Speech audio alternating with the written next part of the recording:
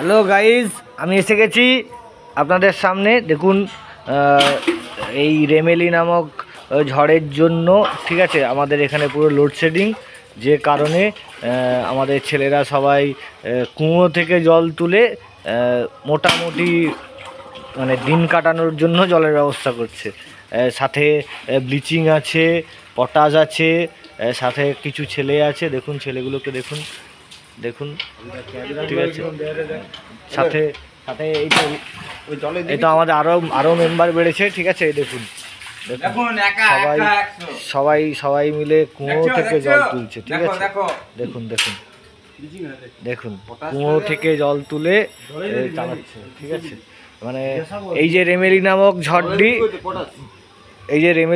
ঝড়টি, ঠিক আছে, এর কারণে বিদ্যুৎ সংযোগ নেই আমাদের কাছে, ঠিক আছে। আর প্রশাসনের কোনোভাবে দায়িত্বও নেই, ঠিক আছে। তাই প্রায় আমাদের যেহেতু এটা একটা নেশামুক্ত কেন্দ্র, প্রায় 70-80 ছেলে রয়েছে, তাদের জলের ব্যবস্থা করতে হয়। তাই খাওয়ার জলটা আমরা কিনে এনে দিচ্ছি।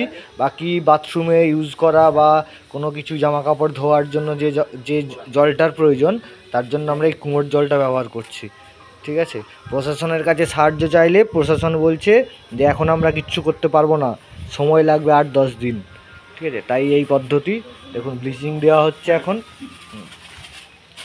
ব্লিচিং দেওয়া হচ্ছে, ব্লিচিং দেওয়া শেষ, পটাশ দেওয়া হয়েছে সাথে, ঠিক আছে। দিয়ে মোটামুটি কাজগুলো কমপ্লিট করা হচ্ছে, ঠিক আছে।